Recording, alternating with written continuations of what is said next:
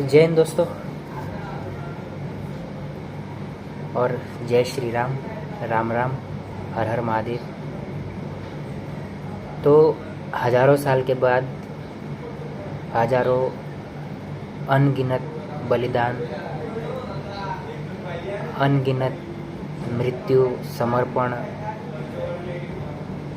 अनगिनत लोगों की संख्या, कोई मृत्यु धर्म की, कोई मृत्यु किस प्रकार की, कोई मृत्यु कल्पना से परे,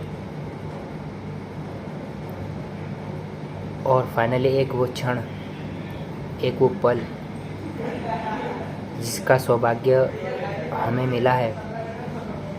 ये एक तरह का सौभाग्य हम समझ सकते हैं, लेकिन हमने जीवन में कभी कुछ ऐसा किया नहीं है कि हम इस सौभाग्य में भागीदार बने। एक भारत का नागरिक होने के नाते, भारतवर्ष की इस मिट्टी में जन्म लेने के नाते, सिंधु के इस नदी किनारे रहने वाला एक हिंदू, एक सनातनी, इस संसार का एक ऐसा मात्र, एक ऐसी सभ्यता, एक ऐसा समाज, एक ऐसी सिविलाइजेशन, ऐसी सभ्यता जो अभी जिंदा है। दुनिया की सभी सभ्यताएं मर चुकी है। एक हमारी सभ्यता जो आज भी जिंदा है और जिसने आज के दिन ये प्रमाण दिया है कि हमारी सभ्यता अभी और हजारों साल तक जा सकती है। तो भारतवर्ष के हर एक इस सनातनी को मैं इस पल की, इस क्षण की बहुत बहुत शुभकामनाएं देता हूँ। मेरी तरफ से हर एक घर में एक राम पैदा हो, हर एक घर की एक बेटी सीता पैदा हो, और हर एक घर में एक राम राज्य हो। लेकिन अब इस चीज़ को मैं कैसे देखता हूँ, आपको बताता हूँ कि धर्म की व्याख्या प्रभु श्री राम हमारे लिए कहाँ से लेके आते हैं, और हम आज के टाइम पे किस प्रकार से इस धर्म की उलझनों में खुद को उलझा के कंफ्यूज कर चुके हैं। ठीक है, मेरे कहने का मतलब ये है कि जो जेन जी है या जो आज की जनरेशन है, जो धर्म को एक तरह से एक बैकवर्ड या पुरानी सोच समझते हैं, उनके लिए है। मैं भी ज़्यादा धार्मिक टाइप का तो बंदा नहीं हूँ, आप देख ही रहे होंगे। कोई कलावा नहीं है, कोई टीका नहीं है, कुछ नहीं है, कोई पहचान नहीं है। एक्चुअली मेरी आइडेंटिटी थोड़ा, मैं खुद को ज़रा महादेव जी की तरह ज़्यादा मैं फॉलो करता हूँ खुद को। मतलब मेरा ऐसा है कि महादेव जी से थोड़ा ज़्यादा इंटरेस्ट है मेरा। ज़रा एक मैं जीता हूँ ज़रा ऐसे कि मतलब बॉडी से जीने का है, क्योंकि ये शरीर की वैल्यूज़ से जीने का, क्योंकि शरीर के अंदर का जो ईश्वर है वो जिस दिन शरीर छोड़ देता है उसके बाद इस संसार में कुछ भी नहीं रह जाता है। तो शिव की तरह जीना एक अलग आइडेंटिटी हो जाती है, प्रभु श्री राम की तरह जीना एक धर्म की आइडेंटिटी हो जाती है, क्योंकि शिव स्वयं में एक सनातन है। उस शिव को नहीं मानने वाला भी सनातनी है, शिव को मानने वाला भी सनातनी है, शिव को सिर्फ अपने मतलब को लिए जानने वाला भी सनातनी है। लेकिन प्रभु श्री राम एक धर्म, एक नियम, एक पुरुषों में उत्तम, एक मर्यादा पुरुषोत्तम, और एक दार्शनिक यानी कि दर्शन, जिसके क्या बोले भी, जिनके बलिदान से, जिनके जीवन के संघर्ष से हजारों साल से भारत के अंदर में हम उसी सभ्यता से चले आ रहे हैं। आज हम लोगों ने इतने हजारों सालों के बाद उस दर्द के और उस नर संहार, यानी कि हमारे कितने लोगों का नर संहार हुआ है, और आज हम यहाँ पहुँचे और आज हमारी सिविलाइजेशन में प्रभु श्री राम की पताका लगी है। और मैं आपको बताता हूँ कि अब धर्म क्या बताता है। ये मेरी सोच है, पता नहीं, हो सकता कि मैं यहाँ थोड़ा गलत भी हो जाऊँ, लेकिन जो मुझे, इतना मुझे समझ आता है, इतना बड़ा इंटेलेक्चुअल या इतना बड़ा इस मेरा ज्ञान तो नहीं है, लेकिन जो मुझे समझ आता है उसके हिसाब से मैं आपको बता रहा हूँ कि मैं अभी बैठा हूँ महाराष्ट्र में। इस माटी की कीमत महाराष्ट्र से लेके, मेवाड़ से लेके, राजस्थान की मिट्टी, पूरे भारत की मिट्टी की जो एक कीमत है ना, वो चुकाई है लोगों ने, हमारे लोगों ने। मैं आज, मेरी पीढ़ी, मैं आज अगर सनातन में है तो ये समझ लीजिए कि मेरी पीढ़ी उस दर्द से निकली होगी। यहाँ आने तक इतना ख़तरनाक संघर्ष किया होगा उन्होंने कि ये पल जो मेरे पास है, या जो ये क्षण मेरे पास है, इसकी वैल्यूज़ अब अगर हम मुझे हमें नहीं है, तो मुझे लगता है कि हमसे बड़ी एक जिसने हमारा नाम रखा है जेन जी, यानी कि जनरेशन ऑफ झाटू। सब थोड़ा ख़राब है, लेकिन रियलिटी तो यही है कि हम लोग जनरेशन एक नंबर की बेकार जनरेशन है। अब इस चीज़ को मैं आपको समझाता हूँ थोड़ी। देखिए, धर्म की बात हो रही है तो थोड़ा से एक दो धर्म की बात तो ऐसी हो जानी चाहिए, एक दो लोगों की और की बात होनी चाहिए। मैं आपको 2-3 चीज़ें बताता हूँ। हमारे पड़ोस में एक देश है जिसका नाम है चाइना। चाइना की जो सभ्यता है वो लिटरली हमारे जैसी ही है, हमसे मिलती जुलती है, कोई अलग नहीं है। बौद्ध धर्म यहाँ से निकल के चाइना की तरफ गया। चाइना के अंदर काफ़ी इन्फ्लुएंसर है, लेकिन चाइना के अंदर इतनी फ्रीडम है कि वहाँ के 50 से 60% लोग जो है एक रिलीजन्स को अपने ऊपर लोड नहीं करते। काफ़ी ज़्यादा नास्तिक टाइप की एक आइडेंटिटी से जीते हैं। रिलीजियस टाइप के भी हैं, लेकिन जो परसेंटेज है वो बहुत ऐसे बताती है कि चाइना के काफ़ी ज़्यादा लोग जो है बहुत इंटेलेक्चुअल और बहुत डिफरेंट माइंडसेट के साथ आगे बढ़ते हैं और धर्म को अपने ऊपर बिल्कुल एकदम लोड नहीं करते।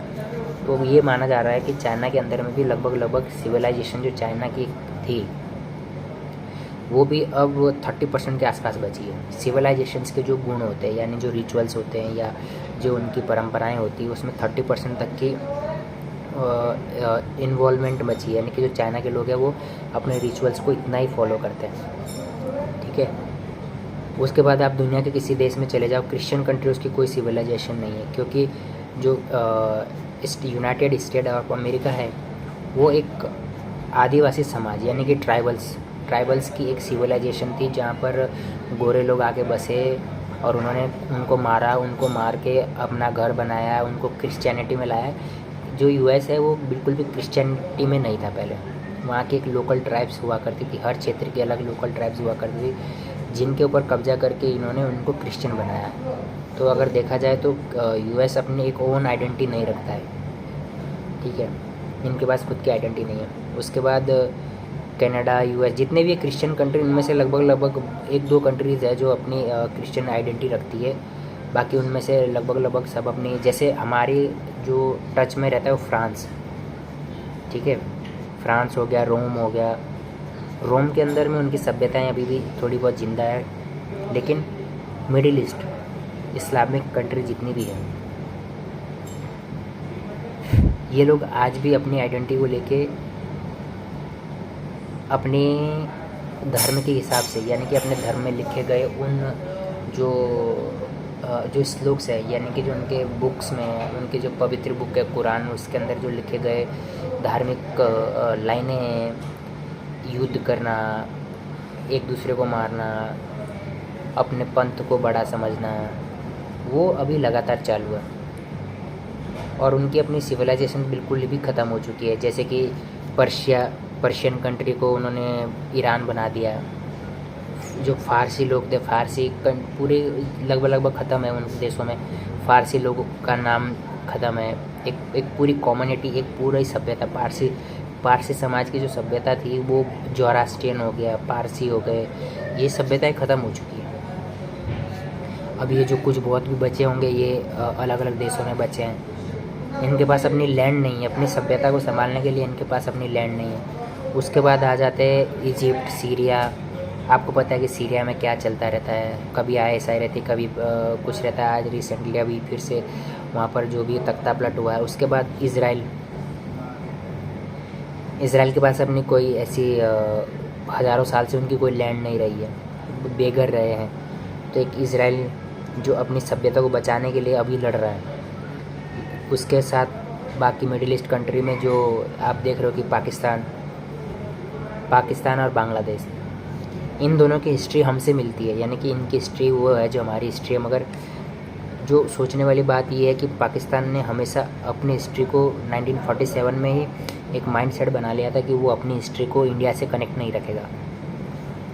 तो जाहिर सी बात है कि पाकिस्तान के अंदर हमारे सिंधु सभ्यता के जो हड़प्पा सभ्यता के जो स्ट्रक्चर है या जो वहाँ के बने हुए मंदिर है, टेम्पल है, उन्होंने सब डिस्ट्रॉय कर दिया।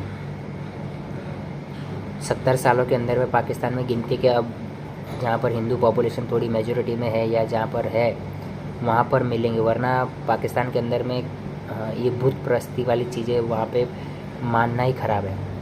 लेकिन वजूद ये है कि अगर पाकिस्तान की ज़मीन खोदी जाए अच्छे से, या पाकिस्तान के कहीं भी ऐसे स्ट्रक्चर कोई बनाता है, तो मैं ये गारंटी से कह सकता हूँ कि आज भी पाकिस्तान के अंदर में महादेव जी के शिवलिंग, कृष्ण जी की मूर्तियाँ और विष्णु जी की मूर्तियाँ, दुनिया भर के ऐसे ऐसे एविडेंस मिलेंगे जो उनको चीख चीख कर ये बताएंगे कि तुम्हारी जो असल में जो आइडेंटिटी है वो इंडिया से मिलती है, यानी कि हमारी आइडेंटिटी है। ठीक है। अब एक और चीज़ बता दें कि धर्म की व्याख्या क्या है। इसके ऊपर बहस करने के लिए बहुत डीप माइंड चाहिए अगर कोई समझना चाहे, या कोई इस तरह का इंसान जो ये धर्म की व्याख्या को ये समझता हो कि जीवन जीने के लिए धर्म ज़रूरी है, लेकिन धर्म के अंदर जीवन जब बहुत ज़्यादा इन्वॉल्व हो जाता है तो वो कितना ख़तरनाक होता है। हमारे पड़ोस में मिडिल ईस्ट की कंट्रीज़ में रेड सी, लाल समुंदर के पास में सीरिया देश है, सूडान है, सऊदी अरब है, कुवैत है, ये सारे देश है। इन देशों को, ये देश वो देश है जहाँ पर इस्लामिक लॉ के हिसाब से कंट्रीज़ चलती है। वहाँ पर कभी चुनाव नहीं होते, इलेक्शन नहीं होते हैं। लेकिन ये कंट्रियाँ अपने पैसों से दूसरे कंट्रीज़ को किस प्रकार से इन्फ्लुएंस करती है। सूडान एक ऐसा देश था, भले वो गरीब रहा है पहले से, लेकिन उनके पास जो सोना था उसकी वजह से उसकी अपनी वैल्यूज़ थी। और सबसे बड़ी चीज़ थी कि सूडान और अफ्रीका कंट्री, इसके जितने भी देश हैं, इनके अपने रंग के हिसाब से, यानी कि अफ्रीका का जो रंग है काला रंग, उनके अपने गॉड रिचुअल्स अलग होते हैं। मगर इस्लाम का इन्फ्लुएंसर इतना वहाँ पर हो गया कि आज के टाइम पे सूडान के अंदर में रैपिड फायर फोर्स, यानी कि रैपिड फोर्स जो है, और उसके बाद जो वहाँ के और आर्म संगठन्स हैं, इन लोगों के टारगेट्स पे वो सारे समुदाय हैं जो इस्लाम को नहीं मानते हैं। यानी कि कुल मिलाकर वहाँ के अंदर में इस्लाम अपना इन्फ्लुएंसर ऐसे बढ़ा रहा है कि या तो एक्सेप्ट करो या मरो। तो सेम वो हो रहा है वहाँ पर। सिर्फ ये 4-5 साल के अंदर में कम से कम नहीं भी तो 5 से 6 लाख क्रिश्चियन और वहाँ के जो ट्राइबल्स प्रजाति के जो समुदाय के जो लोग हैं उनकी हत्याएं हो चुकी है। जो अपने धर्म के प्रति अपने जीवन को समर्पण कर दे रहे उन लोग की हत्याएं हो चुकी है। ये बिजनेस चाहे गोल्ड को लेकर हो, लेकिन यहाँ पर अगर देखी जाए तो ह्यूमन्स बीइंग की जो एक अपनी आइडेंटिटी होती है उसको छोड़ने के लिए जब कहा जाता है तो वहाँ पर किस प्रकार से जेनोसाइड रंग लेता है। उसके बाद आप चले जाइए नाइजीरिया में। नाइजीरिया दोस्तों एक ऐसा देश था जो ये समझ लीजिए कि अपना एक अलग संघर्ष लड़ता रहा, गरीबी से, भूखमरी से, एजुकेशन को लेके, हेल्थ सिचुएशंस को लेके और। लेकिन आज के टाइम पे बोको हराम, ये भी एक इस्लाम को मानने वाला संगठन है।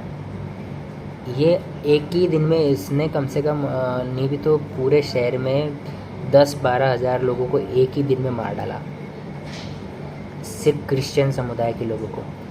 और यहाँ पर 2 चीज़ें आपको बता देता हूँ कि जो ये नाइजीरिया के अंदर जो क्रिश्चियन मारे गए, ये क्रिश्चियन वो क्रिश्चियन है जो कन्वर्ट हुए क्रिश्चियन है। यानी कि क्रिश्चियनिटी में इनको कन्वर्ट करने वाले इंसान ने इनको कन्वर्ट किया क्योंकि इनको स्वर्ग जाना था।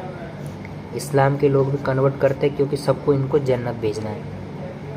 अब कॉन्फ्लिक्ट स्वर्ग और जन्नत का है, लेकिन यहाँ पर धर्म के और उनकी जो रियल आइडेंटिटी है वो ख़त्म हो रही है। ये मोटा मोटा मैं आपको बता रहा हूँ। अब बारी आती है हमारे पड़ोसी देश की, ठीक है। और हमारे पड़ोसी देश का इन्फ्लुएंसर जो है पाकिस्तान, जो अपने आप को बताता है दुनिया को, वो है सऊदी अरब से। सऊदी अरब ने खुद को इतना डेवलपमेंट कर दिया है कि आज के टाइम पे वो इंडिया से बेहतर ग्रोथ कर रहा है। इंडिया से बेहतर उसके पैसों की वैल्यूज़ है, इंडिया से बेहतर वहाँ पे हेल्थ प्रोवाइड होती है, इंडिया से बेहतर वहाँ का कानून है, इंडिया से बेहतर वहाँ की सड़कें हैं, इंडिया से बेहतर वहाँ का एजुकेशन सिस्टम है, ठीक है। लेकिन एक चीज़ याद रखिए, वहाँ बेहतर क्या नहीं है, वहाँ बेहतर नहीं है वहाँ पर चलने वाली एक वो माइंडसेट जो उसके धर्म से परे हो चुकी है। सऊदी का जो शेख है बिन सलमान, वो आदमी अगर रिलीजन्स के बेस पे चलता, या जो उनकी कुरान में लिखी गई बातें थी, अगर उन बातों को एकदम कट टू कट फॉलो करके वो चलता, तो आज दुबई जहाँ पर है, दुबई वहाँ नहीं होता। दुबई बहुत पीछे होता है, जहाँ आज पाकिस्तान खड़ा है, जहाँ आज ईरान खड़ा है, जहाँ आज सीरिया खड़ा है। दुबई भी आज उसी कतार में खड़ा होता अगर बिन सलमान अपनी सोच में अपने आप को इतना डेवलप नहीं करता। दुनिया के मुस्लिम कंट्रीज़, किसी भी मुस्लिम कंट्री की कंडीशन इतनी बेहतर नहीं है जितनी दुबई, कुवैत, यूएई की है, अमीरात की है, क्योंकि यहाँ के जो शेख हैं इन्होंने अपने आप को धर्म से परे उठा लिया है।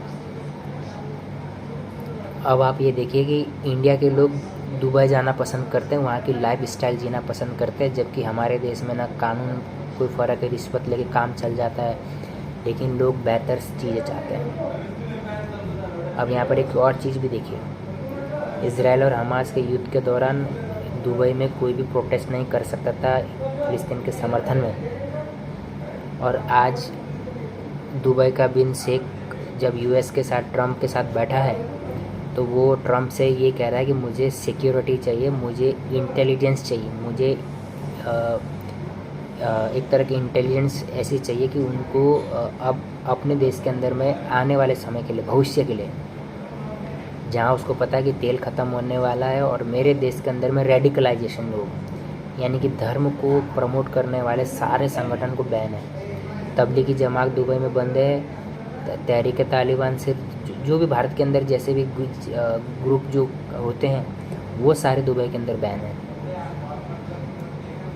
उसको पता है कि हमारा जो कौम है वो रेडिकलाइजेशन को नहीं रोक सकता, और अगर वो इससे प्रभावित हो सकता है तो वो बिना सोचे बुर्ज खलीफा को ज़मीन पे मिटाने का भी दम रखते हैं। तो कहीं ना कहीं इस बीच में ये चीज़ें आ जाती है कि एक धर्म अपने संघर्ष को किस प्रकार से धर्म के लिए लड़ता है। हमारे देश में धर्म की लड़ाई लड़ रहा उमर, डॉक्टर मुजम्मिल, एक धर्म की लड़ाई लड़ रहे हैं लोग, लेकिन इनके धर्म की लड़ाई का किस प्रकार से लड़ी जा रही है आपने देखा है, लोगों की जान लेके लड़ी जा रही है। करेक्ट। अब आते सारी दुनिया को छोड़ के अब आते हैं अपने सनातन पे। हज़ारों साल पहले जब कानून नहीं था, कोर्ट नहीं था, तो हमारे लोगों ने श्री छत्रपति शिवाजी महाराज से लेके हमारे महाराणा प्रताप, पृथ्वीराज चौहान ने, रानी लक्ष्मीबाई ने, अहिल्याबाई होलकर ने, सरदार पटेल ने और सुभाष चंद्र बोस ने, उसके बाद हज़ारों हमारे सिख समाज, रणजीत सिंह जी और हमारे हज़ारों शेर, हमारे हज़ारों वीर बलिदान जिन्होंने प्रभु श्री राम के अस्तित्व के लिए अपने प्राण न्यौछावर कर दिए, ये सब लड़ते रहे। जब तलवारों का टाइम था तो तलवारों से लड़े, जब जैसी भी लड़ी जा सकती थी उन्होंने लड़ाई लड़ी। 1947 के बाद हमने लड़ाई लड़ी कानूनी तौर पे। अगर आप दुनिया के किसी भी कोने में जाएंगे तो अगर धर्म की लड़ाई है तो कानून का उसमें कोई भी इन्वॉल्वमेंट नहीं है। हमारे पड़ोस में पाकिस्तान है, एग्जाम्पल देखना है, बांग्लादेश है, ज़्यादा दूर जाने की ज़रूरत नहीं है। भारत एक ऐसा देश है जो अपने ही देश में अपने ही परम भगवान के लिए, अपने ही ईश्वर के लिए कानून के दरवाजे पे खड़ा था। और आज की तारीख में आपको बता दो कि 1675 आज ही के दिन, आज कितनी तारीख है, 25 नवंबर 1665 के दिन, 75 के दिन औरंगजेब ने हमारे हमारे सिख गुरु तेग बहादुर साहब को सर तन से जुदा करके दिल्ली में सरेआम पब्लिक के सामने उनका सर काट दिया था।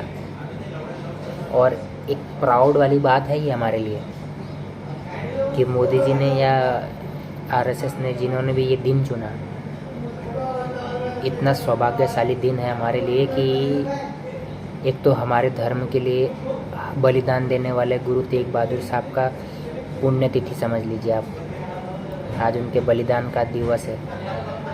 और आज ही के दिन हमने एक पताका फहराई है जहाँ पर हम ये समाज को मैसेज दे रहे हैं कि हर एक अंत के बाद एक नई शुरुआत होती है। तो अब हमारे लिए एक संघर्ष शुरू हो चुका है। मैं इतना राम भक्त भी नहीं हूँ, ना मैं रामायण पढ़ता हूँ, ना कोई धर्म की किताबें पढ़ता हूँ, कुछ नहीं है मेरे पास। लेकिन अगर एक सिविलाइजेशन या एक सभ्यता की बात की जाए तो मैं उसके बारे में भी कुछ नहीं जानता। मैं पूजा पद्धति के बारे में कुछ नहीं जानता। घर पे हवन करने की बात आए तो वो कुछ नहीं जानता। किस प्रकार की कोई सामग्री है उनके बारे में कुछ नहीं जानता। लेकिन एक सिविलाइजेशन की जो एक लड़ाई होती है, उसकी जो महत्वाकांक्षाएँ होती है, जो उसका अस्तित्व होता है, वो फिर से जीवित करने का जो काम किया है, मुझे लगता है कि हमारी जनरेशन को, जो ये देखो ये है हमारी जनरेशन, तो जो हमारी जनरेशन जो आज के टाइम पे खुद के अस्तित्व में, मतलब अभी राम भक्त की बात नहीं है, राम की बात करने वाले के लोग बैकवर्ड बोल सकते हैं, मैं उस चीज़ को एक्सेप्ट कर सकता हूँ, लेकिन असलियत तो यही है कि जब तक मेरी आइडेंटिटी के साथ मेरी सभ्यता नहीं होगी, मेरे संस्कार नहीं होंगे, तो इस संसार में उस जीवन का जीने का व्यर्थ है। रही धर्म के लेके ऊंच नीच जात पात की बात, तो ये हमारे समाज में, हमारे धर्म में हमेशा परिवर्तन को एक्सेप्ट करते हैं। हमारे समाज में अगर सती प्रथा थी तो वो बंद हुई, हमारे यहाँ में बाल विवाह था तो वो बंद हुआ, हमारे इसमें बहुत सारी चीज़ें ऐसी थी जो अब बंद हो चुकी हैं। अब आप ये लगा लो कि हमारे समाज में पति और पत्नी शादी होने के बाद अब की जो न्यू जनरेशन है मांग में सिंदूर डालना पसंद नहीं करती है, तो वो भी काम बंद हो चुका है। मंगलसूत्र पहनना बंद हो चुका है। गले में दुपट्टा डालना, यानी कि लड़कियों जो दुपट्टा डाला करती थी सूट सलवार के साथ, अब सिर्फ सूट पहना करती है, दुपट्टा नहीं होता उसमें। तो जब हम इतने आगे बढ़ चुके हैं तो हमारा समाज क्या एक्सेप्ट नहीं करता है? हमारे समाज में फैशन के कपड़े, शरीर के अंग विचार दिखाना, ये सब परिवर्तन है। दूसरे धर्मों में इस प्रकार की अनुमति नहीं है। आप सब जानते हो कि किस प्रकार के दूसरे समाजों में पाबंदी होती है।